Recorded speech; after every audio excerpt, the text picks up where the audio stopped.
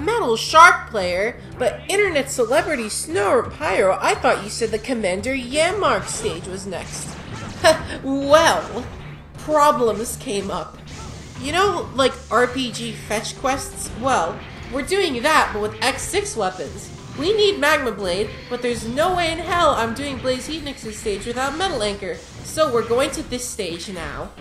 The first section of this level is pretty standard fare. It's mostly just babysitting nightmares back and forth, as usual.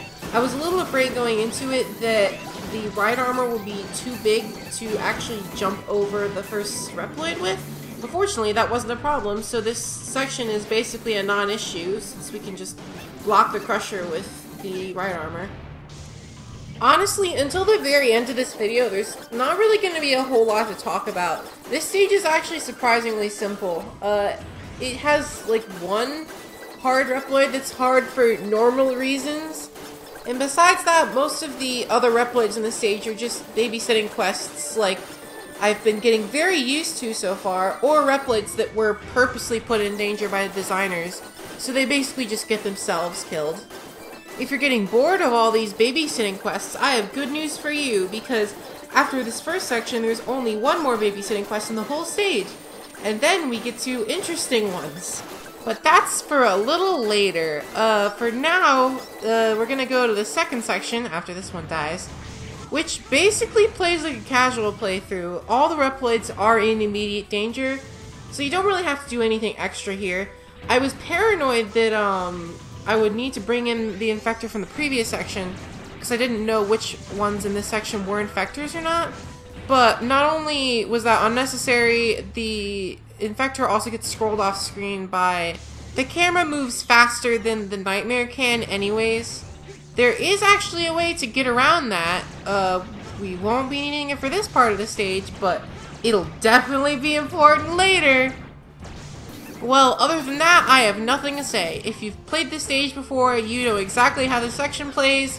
I died like an idiot once or twice, but other than that, the Reploids get themselves killed in this part.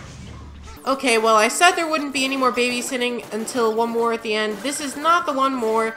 This barely counts, though. You just basically have to respawn the Nightmare and then just tank past it, and it'll go for this one instead. It's pretty simple.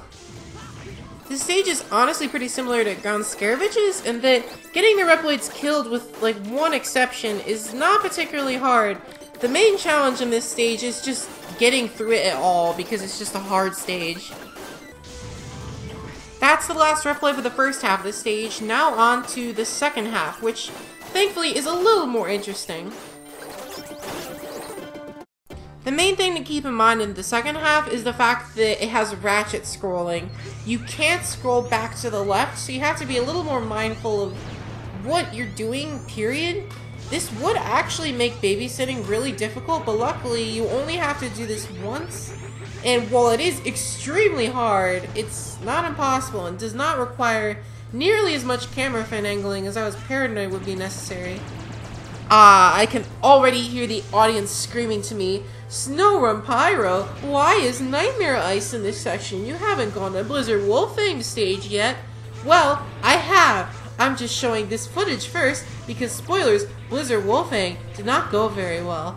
By the way, good thing the Falcon Armor's dash isn't very strong, because I would have killed that Reploid otherwise.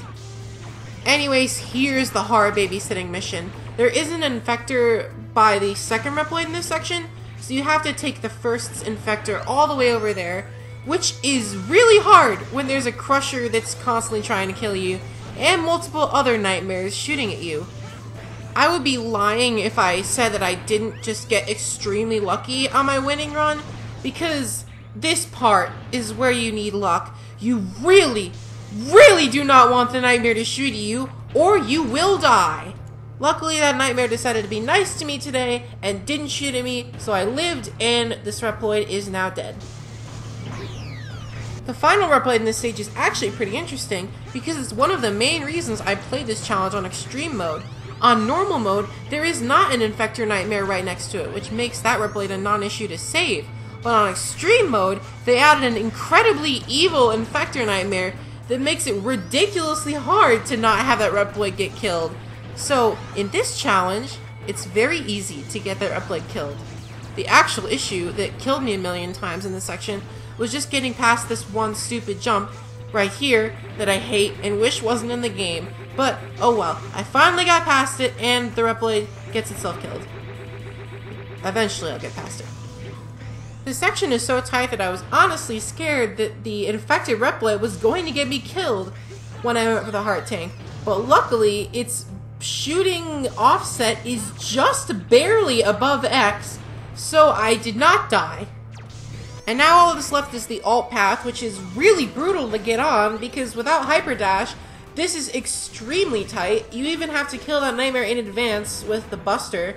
Pulling out charged stuff like metal anchor or guard shell isn't going to work either because you're going to be stopping yourself when you're underneath the crusher, so you have to kill it from off screen instead. But, well, here we go. This Reploid is obviously not the problem. That one's free. The problem is the one across the pit next to the shadow armor part. This is the only way to get this Reploid killed.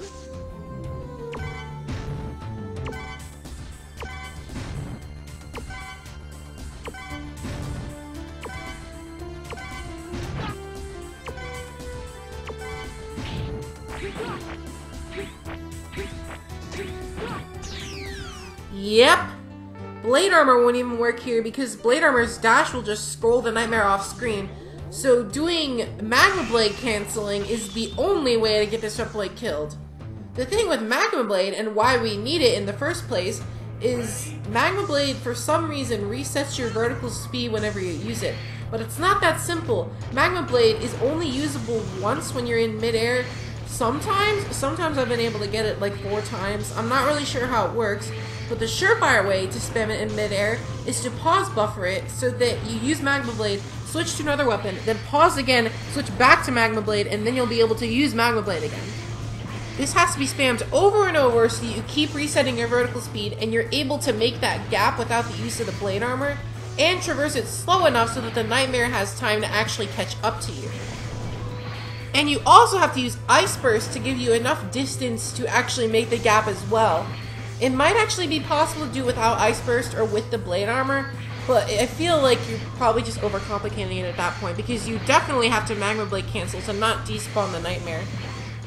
It would actually be a lot simpler if either the Dr. Light capsule wasn't there or the Reploid was not on the ledge, because the problem here is that the Dr. Light capsule is going to stop you, which will drop you directly onto the Reploid if all you're doing is just trying to get across the gap. So what you want to do instead is to get on the left wall.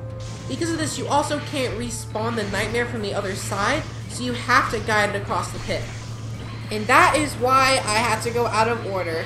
I mean, there's other reasons, but Ice Burst and Magma Blade are going to be very necessary for killing some of the remaining Reploids. Luckily, the last Reploid in this stage is one of the meanest to save casually, so you don't really have to do much to get it killed. That's all for this stage. All 16 are killable. Next time, though, help, Blizzard Wolfang.